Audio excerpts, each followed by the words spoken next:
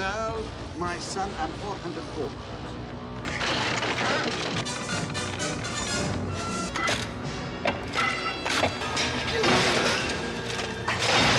Their golden tablet.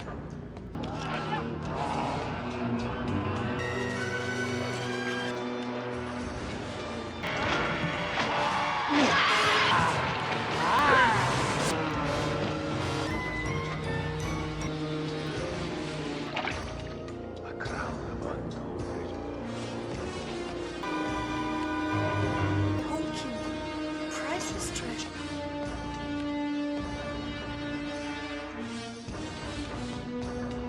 Under a sky painted in shades of purple and gold, where clouds seemed to dance to the tune of a wild wind, a winged being, ethereal and enigmatic, soared above Sinbad's ship. Its wings, like sails of shadow, cut through the air with a skin-crawling hum. In its talons, it clutched an object that gleamed with an almost supernatural glow, as if the sun itself had been trapped within it. The sailors, eyes wide with awe and fear, whispered under their breath, while the ocean's heart roared beneath their feet. Suddenly, a crewman, his soul alight with a mix of fear and bravery, drew his bow with trembling fingers. The arrow whistled, cutting through the air like lightning, and struck the creature's wing. A piercing scream, more human than bestial, ripped through the sky. The wounded winged being dropped its treasure, a golden amulet that tumbled, shining like a shooting star, until it crashed onto the ship's deck. The men held their breath, their gazes caught by the object's hypnotic glow. "Throw it into the sea," one cried, his voice broken by panic. "It's a bad omen, a curse." Others nodded, faces pale, feeling the weight of the unknown. But then, Sinbad, the captain, the man with fierce eyes and an untamed heart, approached with a firm stride. The wind swept across his face, and his hands, weathered by 1,000 adventures, took the amulet with a mix of reverence and defiance. As he held it, a lightning bolt of heat coursed through his body, and his vision blurred.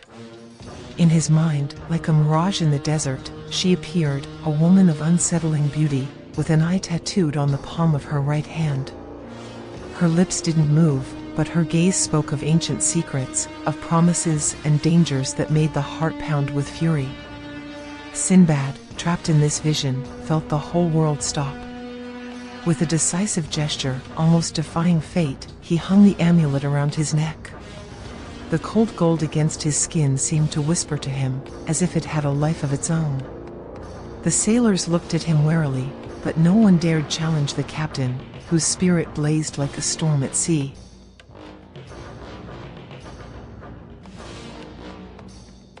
That night, under a blanket of stars that seemed to watch over the ship, Sinbad fell into a deep, restless sleep. In his mind, shadows came to life. A man dressed in black, with a blood-chilling presence, emerged from the darkness. His voice, deep and resonant, repeated Sinbad's name over and over, like an echo that pierced his soul. Beside him, the woman with the tattooed eye watched him, her gaze a whirlwind of enigmas. Was it a warning? An invitation? Or the prelude to an adventure that would change the course of his destiny forever? The sky ripped open with a deafening roar, as if the gods themselves had unleashed their fury. A fierce storm, born out of nowhere, lashed Sinbad's ship with waves that looked like living mountains, eager to devour the vessel. The sailors, drenched and with their hearts in their throats, fought the helm while the wind howled like a hungry wolf. In the midst of the chaos, the ocean, like a capricious titan, dragged the ship towards an unknown coast, where the flickering lights of a city shone like beacons of hope. It was Arabia, a land of whispered legends, shrouded in a veil of mystery. Sinbad, with the golden amulet throbbing against his chest, looked up at the shore. There, in the mist that danced like a specter, he appeared, the man in black from his dreams, a figure seemingly woven from shadows and dark promises. His eyes burned with a blood-chilling intensity, and his presence was an echo of fate itself. Without hesitation, Sinbad plunged into the water, swimming against the furious currents, each stroke a defiance of the fear that pulsed within him. As he reached the sand, drenched and gasping, the man stood before him, real, tangible, but more fearsome than any mirage. It was Koura, a wizard whose voice dripped with venom and ambition. "The amulet is mine!" Koura roared, extending a hand covered in runes that seemed to glow with a cursed light. "Give it to me, or your soul will pay the price." Sinbad, with courage burning in his veins, dodged the wizard and ran towards Arabia's cobblestone streets, his heart beating to the rhythm of an adventure that had just begun.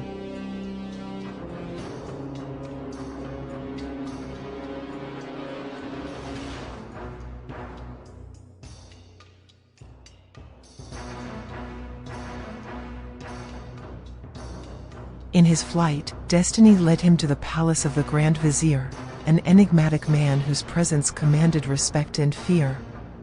His face, hidden behind a gleaming golden mask, was a mystery as deep as the ocean itself.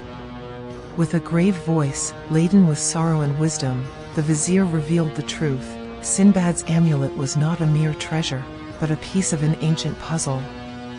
In his hands, the Vizier held another piece, and together, they fit like a nautical map sculpted by the gods, pointing the way to the mythical fountain of destiny, hidden in the lost continent of Lamura. "Whoever gathers the three pieces and brings them to the fountain," the Vizier whispered, with a glint of longing in his hidden eyes, "will gain eternal youth, an impenetrable shield of darkness, and a crown of unimaginable riches." Sinbad felt a chill, not of fear, but of a ravenous hunger to unravel the secrets of that legend. The Vizier, with a gesture of trust, confessed that his disfigured face was Koura's doing, the wizard who now stalked them. Together, captain and regent, they forged a pact sealed by the promise of glory and vengeance, to find the fountain before the evil sorcerer. But danger lurked in every shadow. The winged being that had dropped the amulet was not just any creature, but a homunculus, a magical abomination created by Koura to spy on Sinbad and the Vizier's every move.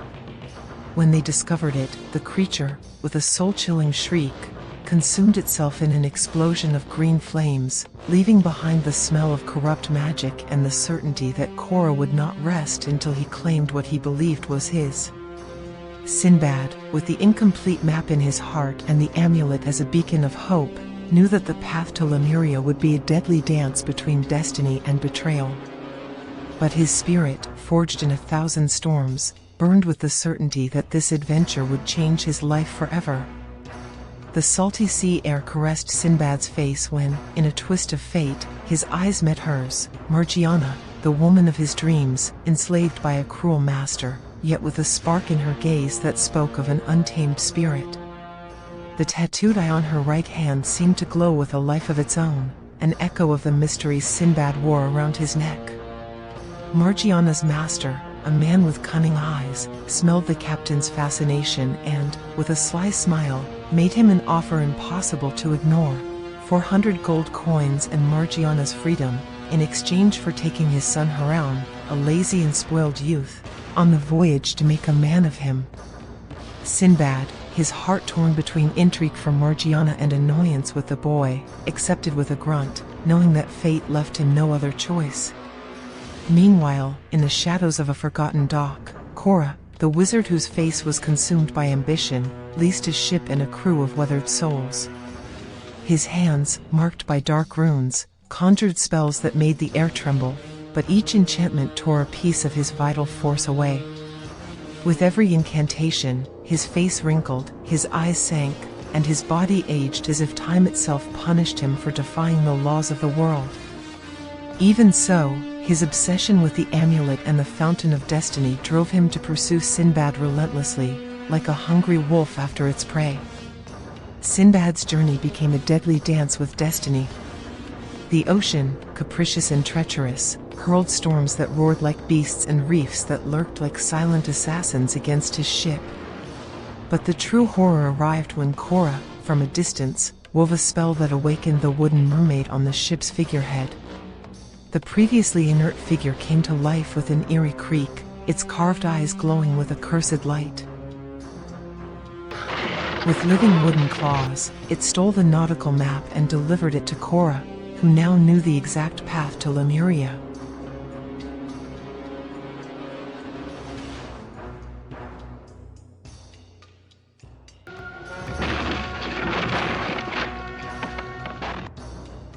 Sinbad's heart burned with fury, but also with determination. He would not let the wizard win. During their voyage, a winged homunculus, another of Koura's creations, spied on the captain's every move.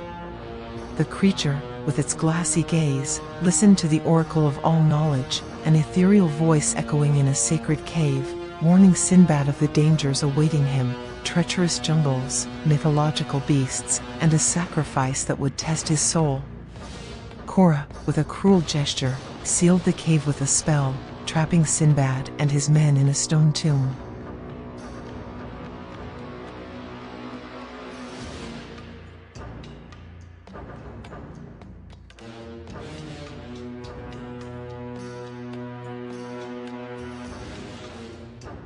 But the captain's ingenuity and an improvised rope freed them, while Haroun, in a flash of unexpected bravery, crushed the homunculus with a precise blow, causing it to disintegrate in a burst of magical ashes. The danger didn't end there. On a forgotten island, hostile natives captured the crew. Koura, always a step ahead, animated a colossal statue of Kali, a six-armed goddess whose deadly dance bent the natives into a trance of terror and reverence. Sinbad and his men arrived just in time, facing the statue in a battle that made the earth tremble. Every clang of their swords resonated like a challenge to fate.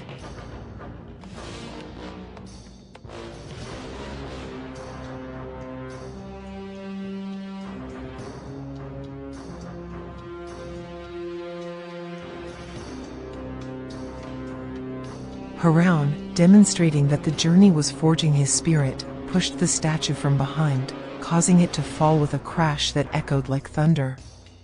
Among the rubble, the last piece of the puzzle gleamed, a map fragment that completed the path to the Fountain of Destiny. But the joy was short-lived. The natives, seeing the tattooed eye on Margiana's hand, declared her a propitious sacrifice for their god, a one-eyed centaur, the guardian of evil of the fountain. Panic seized Sinbad at the thought of Margiana in the clutches of that beast.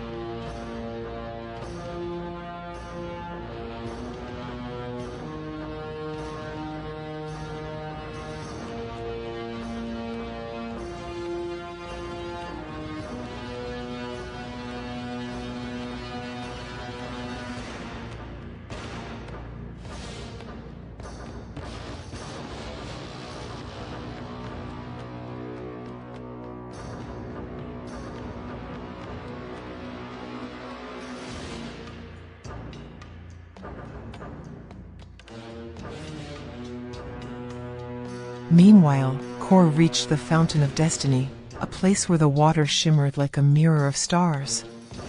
He threw the first piece of the amulet, and his body, withered by magic, instantly revitalized, his eyes shining with renewed hunger. He invoked the centaur, who faced the guardian of good, a majestic griffin with golden feathers. In a battle that shook the foundations of Lemuria, the centaur, with Koura's help, tore the griffin apart, leaving a silence that weighed like a curse. Sinbad and his crew arrived just as the griffin's blood still stained the ground. In an act of pure courage, Sinbad confronted the centaur, his sword dancing with the precision of a man who knows no fear. With a final blow, the beast fell, and the captain, exhausted but victorious, turned towards Koura.